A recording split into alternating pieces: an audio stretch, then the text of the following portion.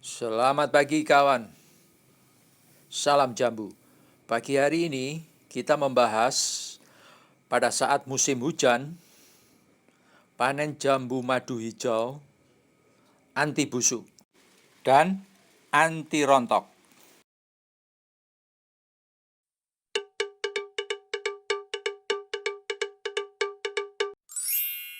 Nah, ini adalah pohon jambu yang saya tanam di pekarangan, madu deli hijau. Walaupun panasnya hanya 3 jam, tidak saya lakukan pupuk pembuahan sama sekali, ternyata bisa memunculkan buah. Nah, buahnya sangat baik karena satu dompol saya isi 5 dan di sebelahnya satu dompol isi 2. Dan kebetulan Bapak Camat Rungkut Surabaya dan Babinsa dari Medokan Ayu dan dari Bapak Lurah Medokan Ayu mencoba membuktikan rasanya. Menurut beliau, buah ini rasanya manisnya sedikit berkurang, tetapi masih tetap rasa renyahnya masih muncul. Hal ini masih wajar karena setiap hari diguyur hujan sangat deras ya. Dan kali ini kita akan membandingkan kasus ada panen buah dari subscriber ada di Blitar dan di Bogor. Ini kalau perawatan lebih optimal secara benar, dosanya bisa nambah 30%. Satu gelas saya buatkan khusus gitu. Supaya mereka tahu bahwa kalau nggak dirawat ya bisa berbuah, tapi nggak optimal. Sekarang kita berada di Kabupaten Bogor dari kawan kita subscriber Bapak Busono. Ini adalah salah satu kasus bagaimana buah sejak bunga sebelum dibungkus tidak dilakukan penjarangan.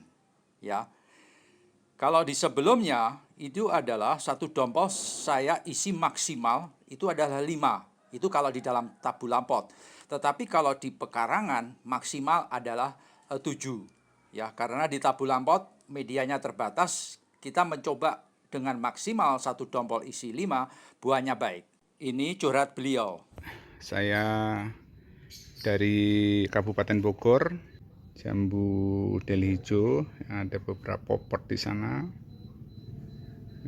Yang ini sakit, salah satu pohonnya sakit karena musim hujan.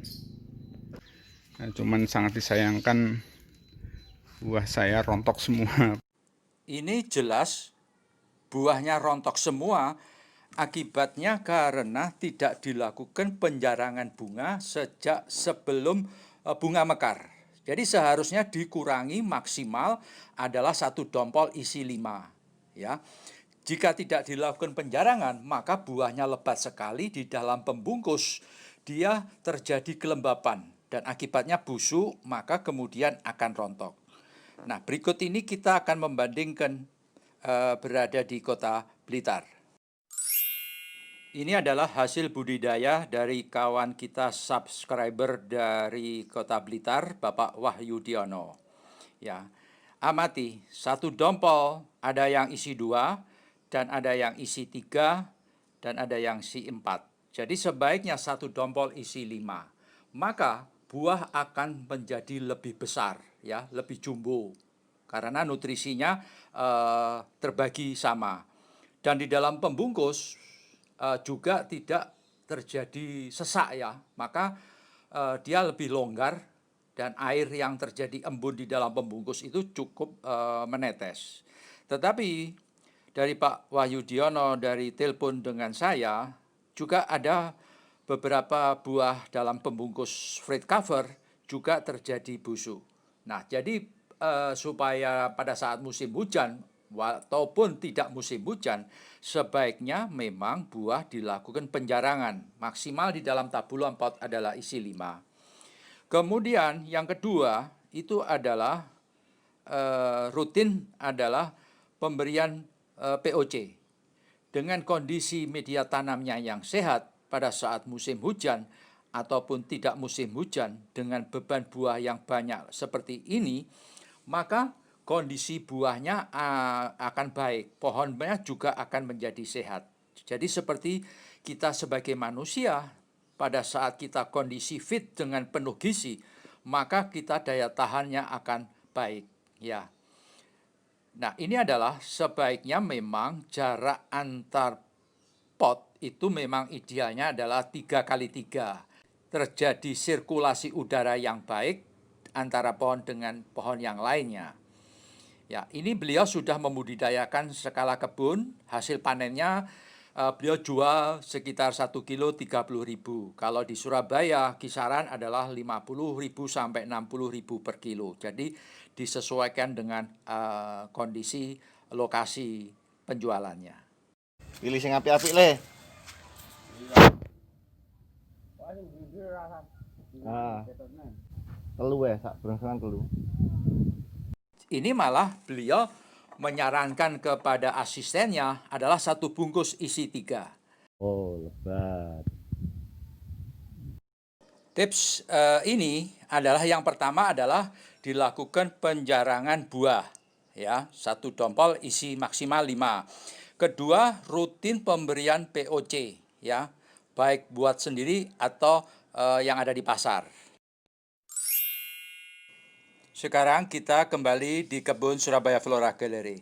Nah, ini adalah tips yang ketiga adalah pemilihan pembungkus. Jika menggunakan tas kresek, maka di bagian bawah dilubangi sebanyak 5 bagian, sebelah kiri kanan, dan di tengah adalah di bagian tengah itu adalah 3 bagian, ya. Ya, jadi tujuannya jika ada air hujan dia langsung menetes ke bawah. Jika pada saat siang hari kemudian panasnya luar biasa, itu terjadi embun, maka air embun juga segera menetes, ya. Ya, biasanya jika menggunakan tas kresek yang tipis, itu buahnya menempel. Jika menggunakan tas kresek yang tebal, biasanya juga terjadi buah itu nempel di bagian tas kresek, dan itu biasanya akan terjadi timbul busuk, ya.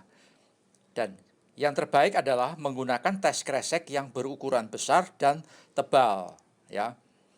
Kemudian yang tips keempat itu adalah paling tidak dalam kurun waktu 2 minggu sekali, ya, itu menggunakan dikocor pupuk kalsium. Pupuk kalsium itu ada 2. Yang dikocor saja itu biasanya ada endapannya. Yang kedua bisa dikocor maupun disemprot. Nah, yang kedua ini adalah tidak ada endapan sekali. Jadi pada saat dicampur dengan air dia larut sekali dia. Jadi bisa diaplikasikan, disemprot ada di sekitar buah yang dibungkus, ya, di semua tangkainya, di bawah daun. Kemudian juga bisa juga dikocor. Nah, biasanya pada saat mulai dibungkus hingga mencapai panen, itu biasanya rata-rata adalah dalam waktu kurun 30 hari. Ya, jadi cukuplah 2 minggu sekali. Ya. Nah, kemudian tips yang berikutnya, itu yang kelima, itu adalah menggunakan penyemprotan pada saat musim hujan. Ini sebaiknya adalah menggunakan fungisida. Ya. Fungisida itu juga disemprotkan ada di sekitar buah yang sudah dibungkus. Jadi pada saat buah dibungkus itu cukup adalah juga 2 kali, ya. Ya, kalau hujannya sangat lebat sekali ya tentunya 1 minggu sekali dengan penyemprotan fungisida ada di seluruh pohon, ya. Jadi tidak akan kena ada di buahnya karena buah tersebut sudah dibungkus.